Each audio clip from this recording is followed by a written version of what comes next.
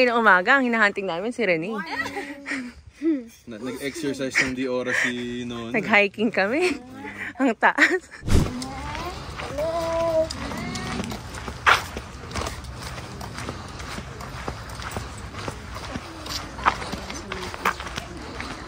Baka bumalik siya.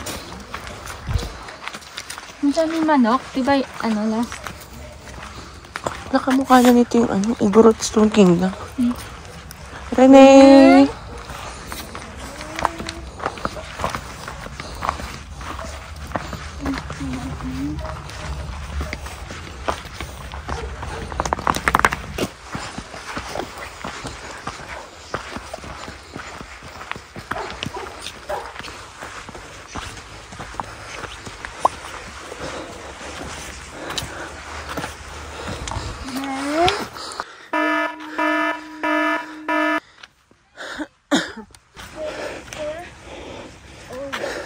Ayun.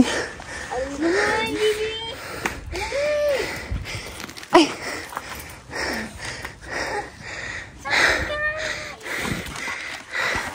Ikaw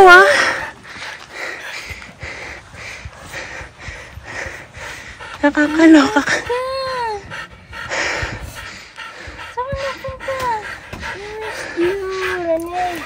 Kerry? Ko para kang aso ko.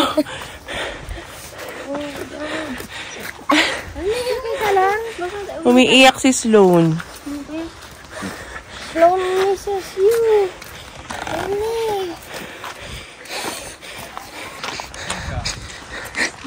Sa talahiban po. Hindi.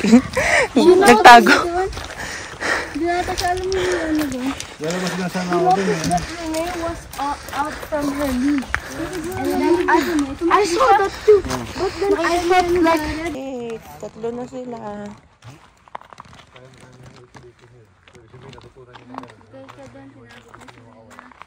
Galing mo. Galing-galing ni Rene. Pinalabas namin si Zarig kasi may Oras na. Time check! It's 12:06. 12:06. in the afternoon. Guys, so wala naman kaming ginawa kaya walang update. Slow pace na camping to, guys. Wala, chill lang. Yun lang. Pagkagising, breakfast, tapos wala. Higa, antay ng lunch.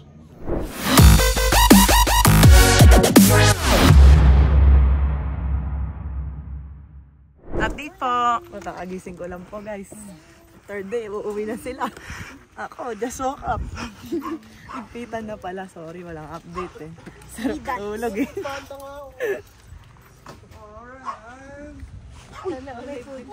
Si Ryan yan, si Ryan. Hey Ryan, I miss you. Hi guys, this is not a Maarte Camper approved because of a lot of things. First, yun nga, yung daanan going down to the CR doesn't have lights.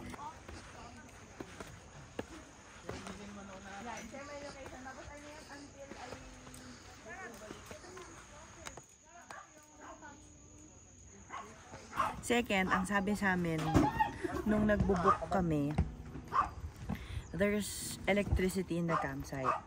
So, we all thought na, when you say there's electricity, so supposed to be there's lights. Pero, nung pagdating namin dito, nung gabi, walang ilaw. The only lights are yung, what do you call it? May solar light na ano, parang street light.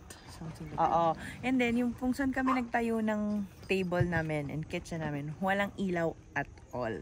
So, na-expect kasi namin kapag sinabing may electricity usually, may isang outlet na gumagana dyan na pwede namin pagsaksakan kahit ilaw man lang. Or basic man lang na may ilaw silang provided for us. So, wala silang ilaw na pinrovide for us. Kasi may mga campsite din na raw, pero binibigyan kami nung parang emergency light na pwede namin gamitin for the night. Dito, wala at all. And then, ang na-off talaga kung sobra. May dala kami guys ha. May dala kami. Okay, so makikita nyo naman dun sa videos na may ilaw yung area namin. Pero dala namin yun. And then, ang pinaka na-off ako because nga sinabi nila na may electricity. All the while, nagdadala pa rin kami ng ilaw namin for emergency purposes. Kasi, katulad ng Tarlac camp namin, nag-brown out for around 4 to 5 hours. So, kailangan namin ng emergency lights namin. Dala lang namin yun for emergency lights. So, dahil nga walang ilaw, ginamit namin yun. And then, because ginamit namin yun, we have to charge it the next day. Kasi 3 days kami. So, 2 nights. The first night, ginamit na namin yung emergency lights namin. Second night, wala na kaming gagamitin.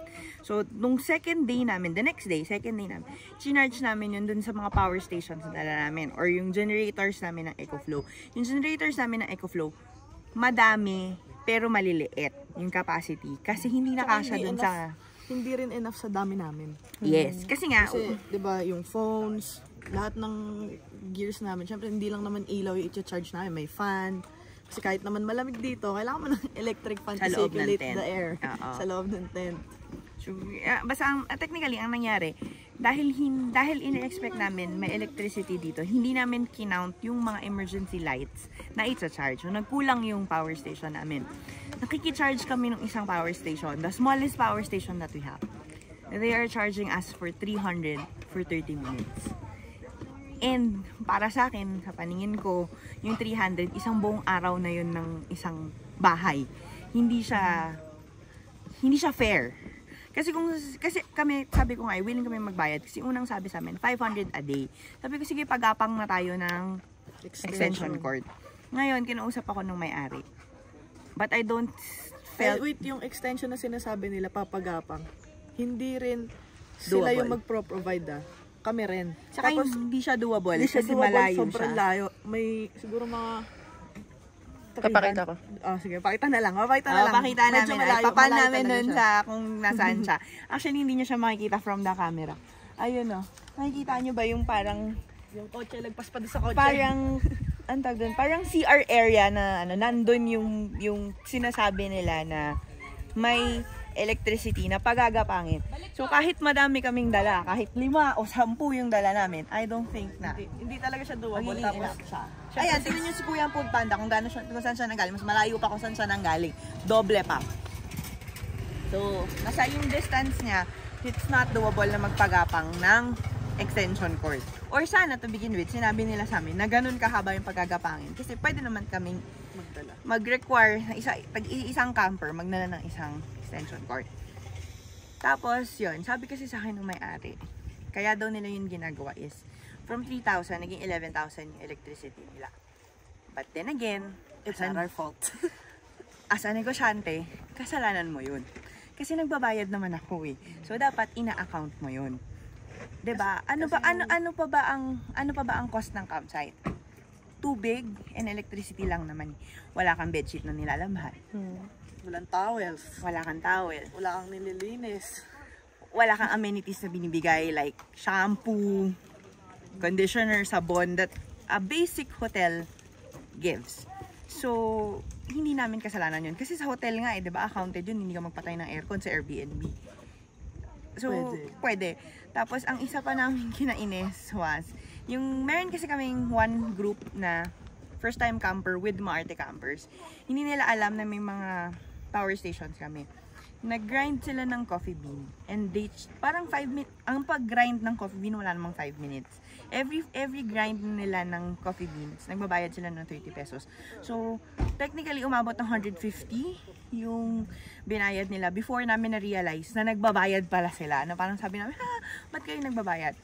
Pero isipin nyo naman, for 5 minutes, 30 pesos, kayo, you decide, is it fair or it's not fair? And then, yung sa wood, nagpapabayad sila ng 150 per bundle. Naiintindihan ko yun kasi may cost yun eh. May cost ng labor yun. Napapatayuin, magkakat ng trees. So, okay lang. Okay lang yun. Pero yung electricity talaga, yun talaga yung major off dito. Kung pupunta kayo dito guys, dapat prepared kayo talaga ng... Yes. Kasi kung makikicharge kayo ng 300, biruin nyo power station, charge mo ng 30 minutes. Para sa naaabot yun, 300 pesos mo doon, di ba? At least an hour para maka 50% ka man lang. Meron pa ang isa pang ayoko sa kanila is they have a 9 PM Quiet time. Quiet time. And kahit nagkukwentuhan lang kayo, ayaw nila. Like, binalik-balikan kami ni Ate Jolly.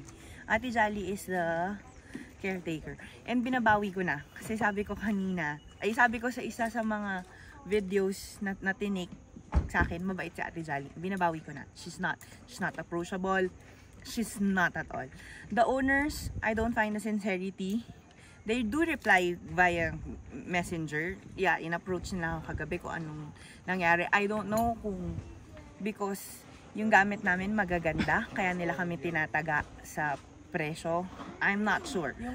Yung quiet time, that's debatable, guys, ha. Kami kasi, sanay kami nga ng nag-exclusive camping kami. So when we say exclusive, yung rule na quiet time, hindi siya applicable sa amin. Kasi nga, kami lang ang tao.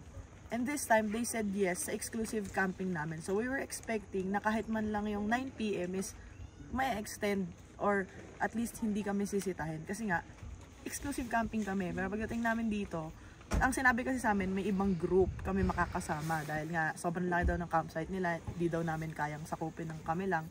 Fine. But we agree with that. We agree na malaki yung campsite nila. Hindi Okay namin lang nakikita naman. yung other campers eh. Okay lang naman. Pero 'di ba, pumayag kayo na ang term namin was exclusive. You said yes, pwede. So ang ina-expect namin, 'di ba? Though yung other campsites, yung other campers naririnig din naman namin sila eh. Tumatawa rin naman sila. May sumisigaw pa nga. Pero okay lang kasi nga ganun talaga eh, 'di ba? Meron lang talagang kasi baka naman mabash tayo. Meron talagang ibang campers na gusto talaga nila yung may quiet time. Ayun lang ang explanation namin bakit nagrereklamo kami sa quiet time. Kasi nga every time na nagka-camping kami, ang gusto namin exclusive. Yeah. Meaning amin lang, kami lang ang tao. And we so, pay more than the others are paying. Like hindi one kami nagbabayad night namin is ang average on ang one night namin na stay average is nasa 20,000. Ganun yung binabayaran namin. Kasi nga we take the whole campsite and that's okay. Ang Maarte campers, don't get us wrong, we're willing to pay. Kasi nga po, mostly 90% of ours are negosyante as well. Naiintindihan namin yung costing ng isang bagay na kesa may ma-accommodate silang ibang campers, binok namin yung buong campsite. So, kung ang computation niya yung sagad-sagad na pag na fully book ko tong campsite ko, ito kasi yung magiging kita ko, we agree with that. Okay. And yun nga, kagabi, nilapitan ako nung may-ari, saying na they'll be giving us discount. Kasi, supposed to be 7 cars kami, 5 lang yung tumuloy. Pero 2 weeks ago ko pa alam na short kami versus dun sa pina-reserve ko. Pero hindi ako nagsabi dun sa owner, hindi ako nag-message because ang stand ko, as a negosyante, again, naiintindihan ko sila na kung ano yung pinag-usapan natin, yun ka. Dahil alam ko naman yung pakiramdam na binook niya na tong buong place na to, ini-expect niya fully book na to eh. Hindi niya kasalanan. Hindi sumama yung 2 cars na. Oo. Hindi niya yun kasalanan. So, itutuloy ko pa rin and binayaran pa rin namin ng buo kung ano yung sinabi nilang payment sa amin. So, doon po sa ibang marirentahan namin na campsite, hindi po kami, we never ask for discounts. We just ask for a proper treatment, for a fair treatment towards us. So, ayun lang, yun yung take namin dito sa campsite na to. But if you like the quiet time after 9 PM, This campsite is for you. Strict talaga sila, makakatulog ka talaga after 9 PM. Pero for us, kung katulad namin kayo na you like to drink, you like to hang out, kasi nga po, sige, sasabihin namin ngayon nga po, 90% of us are negosyante. So, mas gising kami ng gabi kaysa gising kami ng umaga. And may mga graveyard shift kami na mga kasama. Natin, yung age naman natin kasi hindi pag ganun. Wala kaming kasamang babies, wala kaming... Yes. So, Talagang barkada kasi namin, kami. mag-bonding talaga kami. Barkada. Yung Maarte Campers kasi is barkada camping, hindi kami family camping. So, if you guys are campers na barkada, this vlog, this YouTube channel is for you. But if you are a family, may baby kayo and you wanna relax after 9 PM, you wanna sleep, pwede nyo kami panoorin for some tips, pero hindi lahat ng sinasabi namin will be applicable for you. Yun lang, that's it. Bye!